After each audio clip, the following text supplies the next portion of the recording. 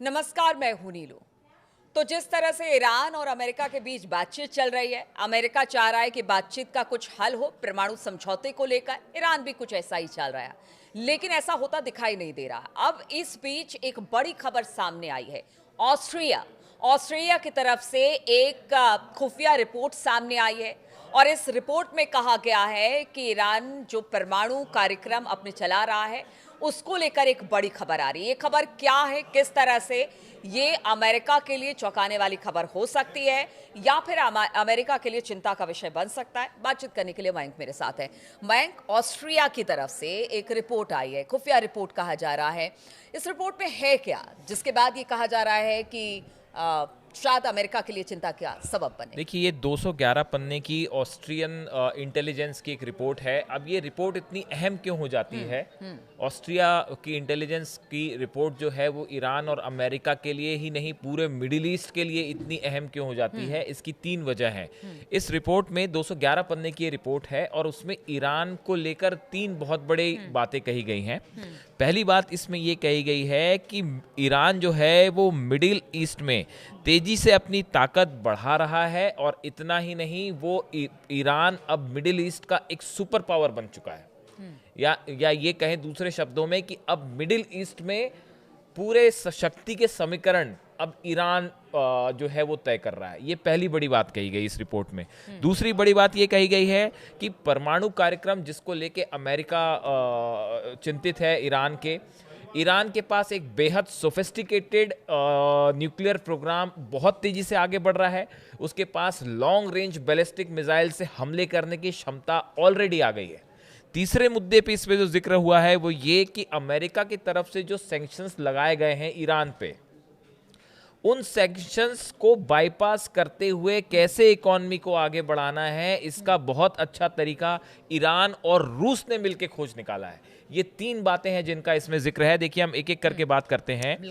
देखिए, पहली बात जो इसमें कही गई है रिपोर्ट में, the Iranian nuclear weapon development programme is well advanced and Iran possesses a growing arsenal of ballistic missiles capable of delivering nuclear warheads over long distances. इसमें ये बड़ी बात है, इसमें ये कहा है कि ईरान के पास ऑलरेडी बेहद एडवांस्ड न्यूक्लियर प्रोग्राम है और लॉन्ग रेंज बैलिस्टिक मिसाइल की शक्ति उसके पास ऑलरेडी आ चुकी है। अब ये लॉन्ग रेंज बैलिस्टिक मिसाइल्स कितनी लंबी है, इसको लेके बहुत जो है एक्सपर्ट्स की अलग अलग राय है, लेकिन ये पहली बात जो है अमेरिका के लिए कान खड़े करने वाली है। दूसरी चीज वो बात कह रहे हैं कि in order to assert and enforce its regional political power ambitions, the Islamic Republic of Iran is striving for comprehensive rearmament with nuclear weapons to make the regime immune to attack and to expand and consolidate its dominance in the Middle East and beyond.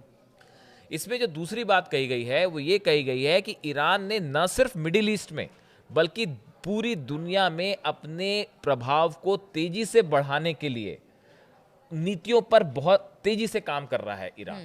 और ना सिर्फ middle east में बल्कि आसपास के ही कई देशों में, बल्कि पूरी दुनिया में अब ईरान का जो प्रभाव है वो बहुत ज़्यादा बढ़ रहा है।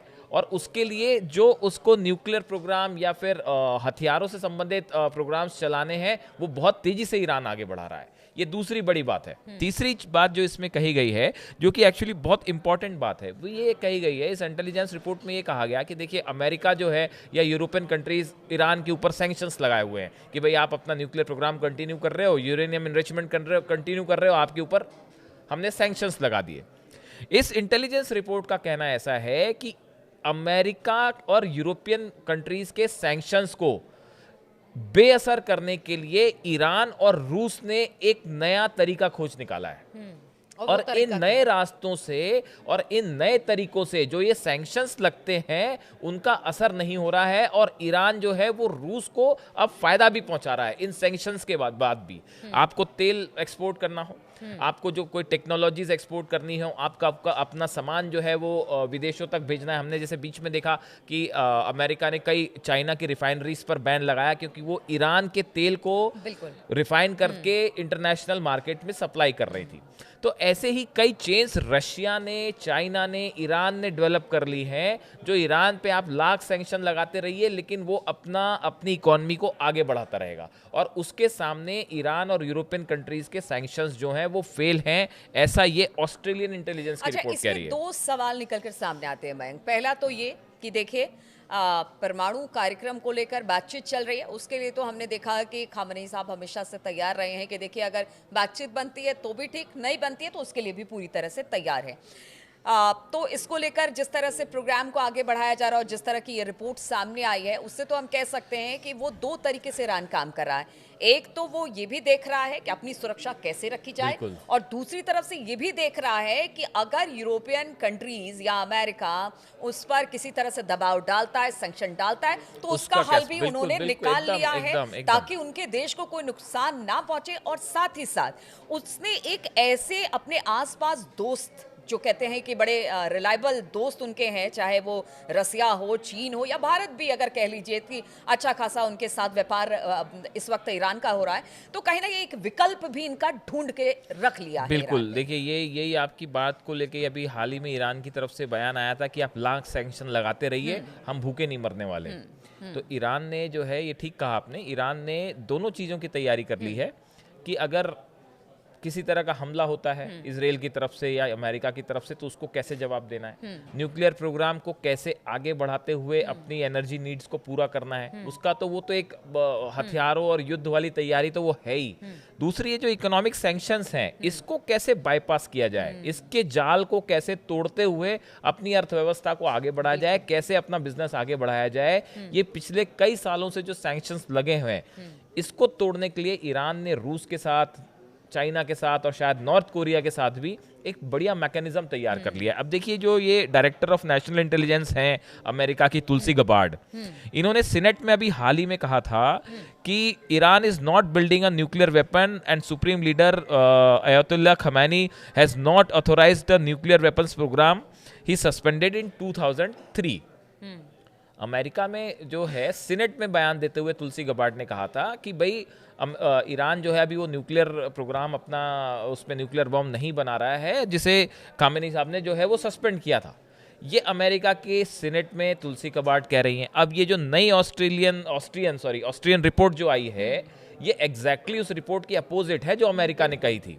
तो देखिए, कुल मिला के अब बात ऐसी है कि ईरान जो है वो न सिर्फ आर्मामेंट्स के मामले में, बल्कि सैंक्शंस के बारे में, टेरिफ्स को लेके या दूसरे तरह के जो प्रतिबंध ईरान पे लग रहे हैं, इनसे कैसे डील करना है, इसका एक बड़ा तोड़ रूस के साथ मिलकर निकाल लिया है।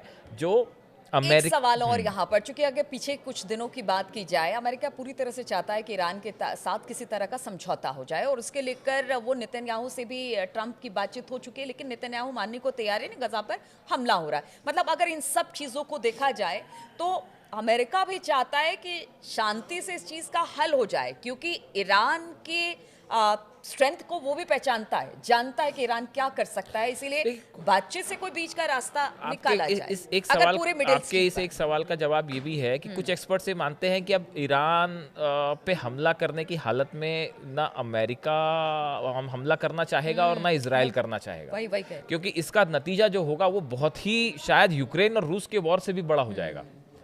देखिए, यूक्रेन और रूस का जो, रशिया का जो वॉर था, उसके जो दुष्परिणाम हुए वो तो हुए ही, लेकिन अगर आप ईरान पे हमला करते हैं तो उससे जो विनाश होगा, उसका स्केल डिस्ट्रक्शन का बहुत बड़ा होगा। तो इसलिए कुछ एक्सपर्ट ये मानते हैं कि अमेरिका और इजराइल अब हमला करेंगे ही नहीं, वॉर वाली सिचुएशन नहीं आएगी। देखिए, स्ट्राइक बात अलग होती है, आपने एयर स्ट्राइक कर दी कहीं पे, वो एक अलग चीज़ होती है, लेकिन एक फुल फ्लेजेड वॉर करने की हालत में अब ईरान से पंगा लेना आसान काम नहीं है। तो ये जो है, अब देखिए इस रिपोर्ट में एक और बड़ी बात कही गई है कि तमाम कोशिशों के बाद भी ईरान जो है वो हमास को मदद कर रहा है, ईरान जो है हिजबुल्लाह को मदद कर रहा है, सीरियन जितने भी उसके सहयोगी संगठन हैं उनकी मदद कर रहा है। तो ईरान अभी भी अपने साथियों के साथ खड़ा हुआ है।